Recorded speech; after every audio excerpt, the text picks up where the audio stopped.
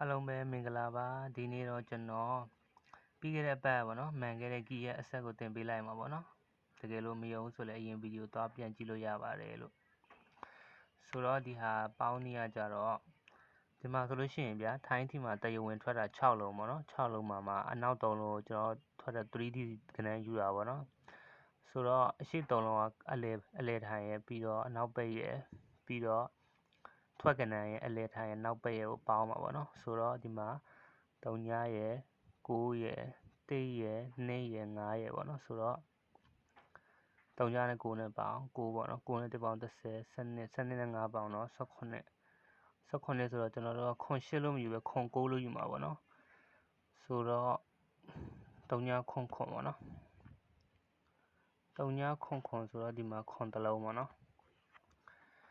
ကဲပြီးရင်ဒီမှာဆိုလို့ရှိရင်3အပေါင်း6အပေါင်းခွန်အပေါင်း5ပေါ့နော်ကဲဒီမှာဆိုလို့ရှိရင်3နဲ့6ပေါင်း9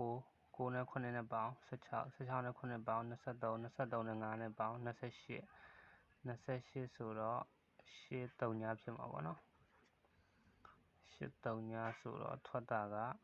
38ခွန်ပေါ့နော်38ခွန်ဆိုတော့ဒီမှာ8တလုံးပေါ့နော်ဒါတော့38ခွန်ထွက်တဲ့အပတ်ဖြစ်ပါတယ်လို့ကဲဒီမှာဆိုလို့ရှိရင်3ညရဲ့ခွန်ရဲ့8ရဲ့ခွန်ရဲ့ကိုပေါင်းပါပေါ့နော်ဆိုတော့3ညအပေါင်းခွန်အပေါင်း8အပေါင်းခွန်အပေါင်း5ပေါ့နော်ကဲဒီမှာဆိုခွန်ရဲ့8အပေါင်း15 15နဲ့9နဲ့ပေါင်း22 22နဲ့5နဲ့ပေါင်း29 29ဆိုတော့ခွန်တစ်လုံးရအောင်ပေါ့နော်ခွန်ဆိုတော့ဘာဖြစ်မလဲခွန်8ခွန်9ဖြစ်မှာပေါ့နော်ခွန်9ဆိုတော့ထွက်တာကခွန်3ညနော်ခွန်3ညဆိုတော့ဒီမှာခွန်တစ်လုံးပေါ့နော်ဒါတော့ခွန်3ညထွက်တဲ့အပတ်ဟာပေါ့နော်ကဲပြီးရင်ဒီမှာဆိုလို့ရှိရင်ခွန်အပေါင်း3အပေါင်းခွန်အပေါင်း3ညပေါ့နော်ကဲဆိုတော့ခွန်ရ3ရပေါင်း30 18ပေါ့နော်18ဆိုတော့ဒီမှာ9နဲ့ပေါင်းရအောင်ပါနော်9 18နဲ့5နဲ့ပေါင်း22ဆိုတော့2 4ပေါ့နော်2 4ဆိုတော့ထွက်တာက184ဆိုတော့ဒီမှာ4တလုံးပေါ့နော်ကဲပြီးရင်ဒါအခု4 9 5ထွက်သွားတဲ့အပတ်ဟာပေါ့နော်ဒီမှာဆိုလို့ရှိရင်8အပေါင်းခွန်အပေါင်း8အပေါင်း4အပေါင်းပြီးရင်ပုံတင်9နဲ့ပေါင်းပါပေါ့နော်ညီမျှချင်း8ရခွန်ရပေါင်း15 15နဲ့8နဲ့ပေါင်းတော့23 23နဲ့4နဲ့ပေါင်း29 29နဲ့5နဲ့ပေါင်းတော့32ဆိုတော့ဒီမှာလဲ24ပဲပေါ့နော်24ဆိုတော့အဲ့ဒီဘက်မှာထွက်သွားတာက495ပေါ့နော်ဒါအခုပြီးခဲ့တဲ့ဘက်ထွက်လာတဲ့ဟာပေါ့495ဆိုတော့ဒီမှာ4တလုံးပေါ့နော်ဒီမှာ4တလုံးကဲဒါဆိုလို့ရှိရင်အခုလာမဲ့73ချိန်အတွက်ပေါ့နော်73ချိန်အတွက်16ရက်9 2026အတွက်ပေါ့နော်ဒီမှာဆိုလို့ရှိရင်5ပေါင်းပြီးရင်1ကိုယူမယ်ပြီးရင်9ကိုယူမယ်ပြီးရင်5ကိုယူမှာပေါ့နော်1အပေါင်း9အပေါင်း5အပေါင်းပြီးရင်ပုံတင်9နဲ့တစ်ခါထပ်ပေါင်းကဲ9နဲ့1ပေါင်း6 6နဲ့9ပေါင်း15 15နဲ့5ပေါင်း20 20နဲ့5ပေါင်း25 25ဆိုတော့5ဆိုတော့5 6ခွန်5ခွန်ပေါ့နော်ကဲဒါကတော့ဒီတစ်ပတ်အတွက်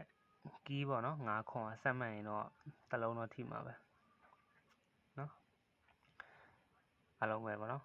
ကြိုင်းမှာပဲသုံးပါလို့ကိုတို့မှာပေါ့နော်အပန်းမကျင်ကျွန်တော်ရဲ့ channel လေးကို subscribe like လေးနှိပ်ခဲ့ပေးပါလို့နော်ကဲဒါဆိုလို့ရှိရင်ကျွန်တော်ရဲ့နောက်ထပ်ကီးသမီးကိုကြည့်လိုက်ရအောင်ပေါ့နော်အဲ့ဒီကီးကလည်းမပြတ်သေးဘူးပေါ့နော်မှန်နေတဲ့ကီးတွေပဲကဲဒီမှာပေါ့နော်ဒီမှာလည်းထိုးနီး၎င်းပဲပေါ့နော်အပေါ်ကနေတိတ်တော့မကွာပါဘူးဒီမှာဆိုလို့ရှိရင်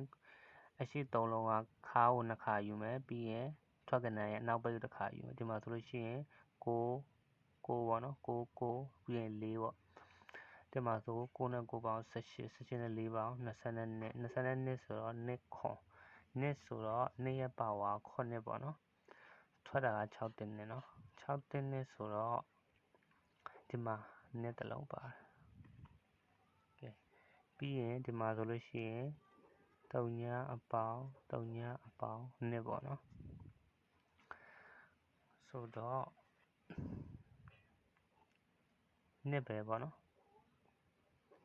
2ဆိုတော့2ခွန်ပေါ့2ခွန်ဆိုတော့အဲ့ဒီဘက်ထွက်ထားတာ3ညခွန်3ညခွန်ဆိုတော့ဒီမှာခွန်တစ်လုံးပေါ့နော်ကဲပြီးရင်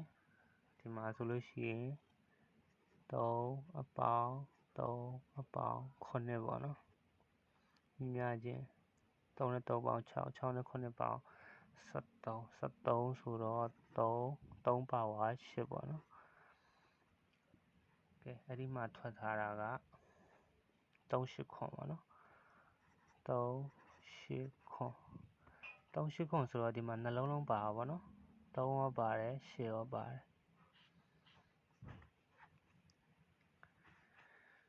ကဲဒီမှာဆိုလို့ရှိရင်အပေါ်ကအတိုင်းပဲပေါ့နော်3ညအပေါင်းပြီးရင်9နဲ့ပေါင်းပေါ့နော်ကဲ3ညနဲ့9နဲ့ပေါင်းတော့လဲ9ပဲပေါ့နော်ခွန်ဆိုတော့ခွန်ပါဝါနဲ့ဆိုရင်9ပေါ့နော်ခွန်နဲ့ဆိုတော့ထွက်တာကခွန်3ညနော်ခွန်3ညဆိုတော့ဒီမှာခွန်တစ်လုံးပေါ့နော်ကဲပြီးရင်ဒီမှာဆိုလို့ရှိရင်ခွန်အပေါင်း3ညပေါ့နော်3ညဆိုတော့4ပေါ့နော်14ဆိုတော့4 9ပေါ့နော်4 9ဆိုတော့ထွက်တာက184ဆိုတော့ဒီမှာ4တစ်လုံးပေါ့နော်ဒါကတော့184ထွက်တဲ့ဘက်ဟာပေါ့နော်ပြီးရင်ဒီမှာဆိုလို့ရှိရင်8အပေါင်း4ဆိုတော့8နဲ့8ပေါင်း16နဲ့4နဲ့ပေါင်း20ဆိုတော့3ညပါဝါဆိုတော့5 3ည5ပေါ့နော်ဒါကတော့ပြီးခဲ့တဲ့အပတ်ထွက်ထားတဲ့ဟာပေါ့နော်4 9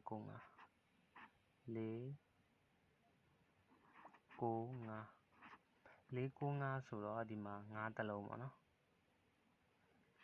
5တစ်လုံးဒါကတော့4 9 5ထွက်တဲ့ဘက်ဟာပေါ့နော်ကဲဒါဆိုလို့ရှိရင်ဒီတစ်ပတ်အတွက်ကြည့်လိုက်အောင်73ညအတွက်ပေါ့နော်73ညအတွက်ကဒီမှာ5အပေါင်းဆိုတော့15ပေါ့နော်15ဆိုတော့ပါဝါနဲ့ဆို3ညဆိုတော့5 3ညပေါ့နော်5 3ညဆိုတော့ဘာဖြစ်မလဲပေါ့နော်စောင့်ကြည့်ရမှာပေါ့ဒါကတော့အခုကကီးကနှလုံးကတိုက်နေဗျာ5 3ညရယ်5ခွန်ရယ်အခုကဘလို့အတွဲပဲလာမလားတစ်လုံးပဲလာမလားမသိဘူးနော်5 3ညရယ်5ခွန်ရယ်ဆိုတော့အတွဲတွဲမယ်ဆိုရင်5ခွန်3ည5ခွန်ပေါ့နော်အတွဲတွဲမယ်ဆိုတော့အလိုရတာပေါ့နော်ဒါမှမဟုတ်ရင်လည်းအခုကကီးနှလုံးကတိုက်နေတာဆိုတော့ဘုံတူကတော့5ဖြစ်နေတာပေါ့နော်ဒါမှမဟုတ်လည်း5တစ်လုံးပဲလာမယ်စောင့်ကြည့်ရမှာ